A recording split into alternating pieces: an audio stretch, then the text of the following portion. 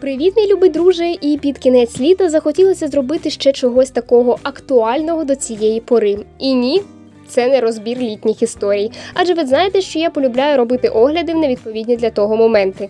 Тому сьогодні згадуємо найсвіжішу рубрику неочевидних відсилок до літніх персонажів. Відбирала якомога цікавіші історії, тому одразу відповім на два найпоширеніші запитання-претензії. А чому ти не розповіла то про того-то кота, то про того-то кота? Бо я передивляюся різні відсилки і відбираю відповідно до теми, ті, що привертають увагу. І друге, це для тих, хто вимагає зняти таку ж рубрику про Dungeon Dogs. На даний момент на Вікіпедії немає цікавої інформації про персонажів собак, окрім їх породи. Тому немає матеріалу для створення аналогічного контенту. Сподіваюсь, запитань з цього приводу більше не буде, а ми починаємо. Вероніка або ж Вероніка, тут називайте вже як знаєте. Наскільки я зрозуміла, персонаж створений на основі фан-арту і пов'язують її з родом риб-крилатка. Окрім схожого зовнішнього вигляду, темперамент теж має схожі риси. Такі риби в акваріумі поводяться добре і ладнають з усім, що не поміщається їм до роту. Ще цю рибку називають зеброю або ж левом.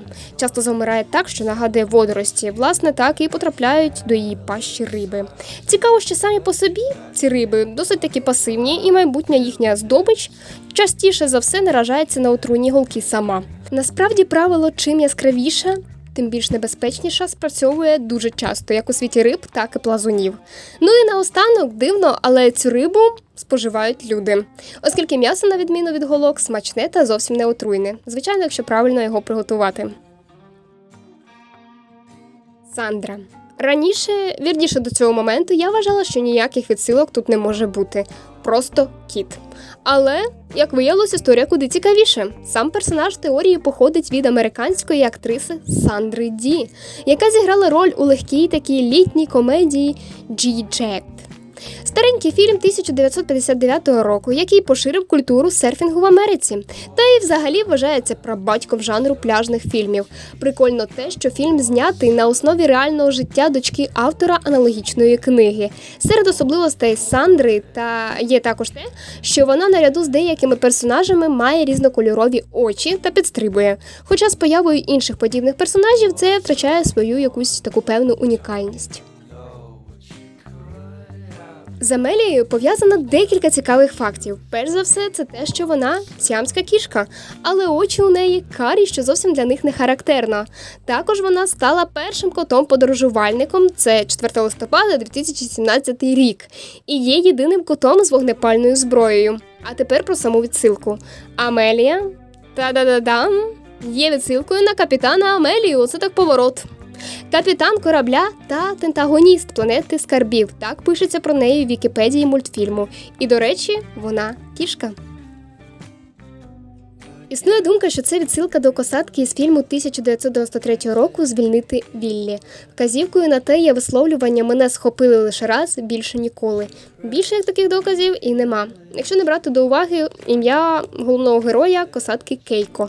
До речі, актор, маю на увазі Кейко, міг померти від хвороби, а зйомки в фільмі принесли гроші, які допомогли його врятувати.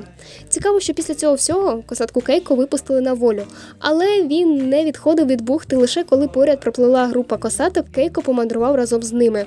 Знову ж таки, через деякий час повернувся до людей. На жаль, Кейко помер 19 років тому, проживши 27 років. Але це більше, аніж в середньому живуть косатки в неволі. Взагалі, «Врятуйте Віллі» цілих 4 частини, і остання вийшла у 2010 році. Тому заміна головного героя точно відбулася. Якщо попередні відсилки з великою підозрою, гадаю, ви не знали в обличчя, то тут, я впевнена, зрозумієте, про що йдеться.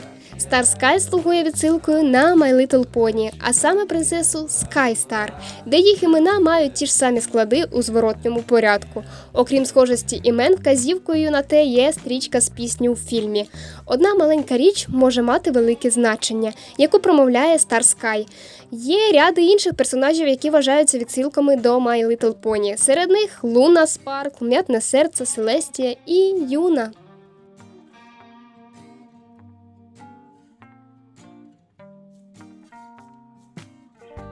Оскільки Люїс – це один з персонажів-переможців конкурсу, то сам автор надав роз'яснення щодо відсилки. За його словами, Льюіс – це посилання на Кокічі Ома із японської детективної гри. Боюсь її назвати неправильно, тому просто прочитайте. Поєднує їх однаковий вираз і факт того, що вони обидва відомі брехуни. Можливо, характер і був списаний зазначеного персонажу, однак дизайн більш схожий на Снуфкіна із Мумітролей. Окрім того, вони обидва зображені як містичні подорожувальники. Той самий персонаж, який є відсилкою, мабуть, на найсвіжіший мультфільм серед тих, що вже були згадані, а саме Моана. І ні, не на оцю, а на оцього краба Таматуа. Спорідненим є і їх любов до коштовностей та скарбів.